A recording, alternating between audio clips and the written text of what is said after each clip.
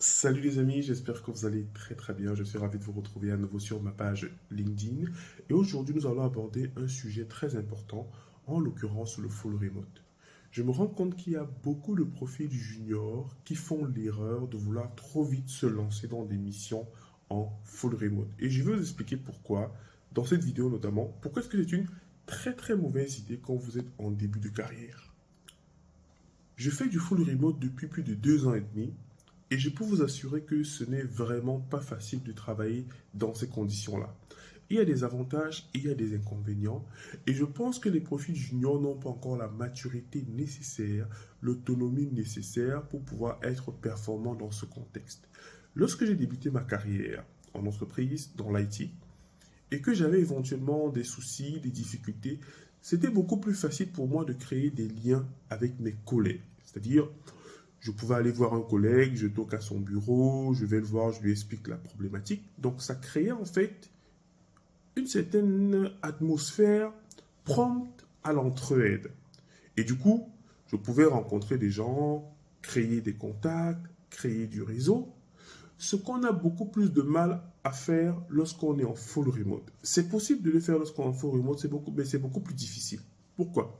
Parce que lorsque vous êtes en full remote, en fait, généralement, vous allez écrire aux gens, soit par email, soit par Teams, et vous ne serez donc pas forcément prioritaire parce que les gens ne vous voient pas. Ils n'ont pas de contact concret avec vous.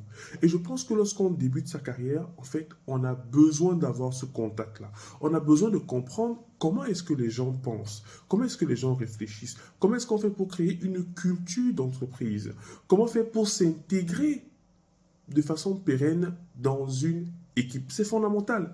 Parce que si vous débutez directement en mode full remote, en fait, même si vous êtes en interne dans l'entreprise, vous allez un peu vous voir comme un freelance. Et surtout, l'erreur que j'ai vue en effet reproduite par les profils juniors lorsqu'ils sont en full remote, c'est malheureusement de s'isoler.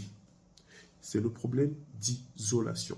En fait, comme ils n'ont pas l'habitude forcément d'aller vers les gens, de provoquer des discussions, alors il se retrouve abandonné à lui-même, on ne sait pas ce qu'il fait. Et si vous êtes dans une équipe où les gens sont très occupés, je vous assure, vous allez perdre du temps. Vous n'aurez personne pour vous encadrer. Et je pense que c'est une grosse erreur de débuter sa carrière dans ce contexte-là. Comme je le disais, je suis en full remote depuis plus de 2 ans et demi, mais j'arrive à m'en sortir parce que je suis déjà autonome. C'est-à-dire, on me donne simplement un cahier de charge et je réalise le cahier de charge en question. Je suis également product owner sur certaines missions. Je sais en effet comment structurer les user stories, donc pour matérialiser le besoin du client. Donc je sais comment les structurer. En réalité, j'ai pas mal d'autonomie sur certains sujets. Je me documente aussi énormément. J'ai accès à pas mal de bibliothèques en ligne qui me permettent de me former. Donc en gros, je peux monter en compétences tout seul. Je peux également créer une certaine cohésion d'équipe parce que je sais déjà comment les relations interpersonnelles fonctionnent. Mais si à la sortie de l'école ou un an après l'école, vous basculez directement en effet, et là je précise bien full remote, je ne parle pas de télétravail partiel, je parle ici de full remote, je pense que c'est en effet une mauvaise idée parce que vous devez apprendre à faire partie d'une société. Vous devez apprendre à rendre des comptes en live. C'est trop facile d'être à distance et en effet de faire un peu de n'importe quoi. Non, il faut avoir le sens des responsabilités. Et c'est pour ça que c'est important d'être dans une équipe, de se faire accompagner. Je sais que beaucoup de gens diront en dessous de la vidéo que oui, mais je raconte n'importe quoi. Ça, c'est mon ressenti. Ça fait un bon moment que je suis en full remote, je le dis encore, et je ne le recommande pas au profil junior. Donc, si vous êtes profil junior, écoutez bien ce conseil et faites tout pour avoir 2, 3 jours sur site, ne serait-ce que pour voir des gens, parce qu'on s'isole aussi beaucoup lorsqu'on est en full remote, pour pouvoir vous faire accompagner, discuter avec des gens, participer à des événements de l'entreprise, c'est fondamental et ça va vous permettre notamment de créer votre réseau. C'est important de créer son réseau. Lorsque les gens ne vous voient pas, en fait, c'est très facile pour eux de vous mettre à la porte, en gros. Donc, moi, par exemple, qui suis freelance, je sais que s'il faut mettre des gens à la porte, très souvent, on va commencer par nous. Et du coup, je ne serai pas frustré qu'on me mette à la porte. Mais le problème, c'est que les profils juniors ne sont pas encore préparés à ces réalités de notre métier. C'est que vous allez livrer, mais le client va juger que c'est trop peu et il va tout simplement vous licencier. sans autre procès, sans autre discours. Alors que si vous avez créé un lien, on vous voit, vous avez d'autres atouts que seulement ceux techniques, alors je pense que ça peut être une bonne chose, en effet, de travailler dans ce sens-là.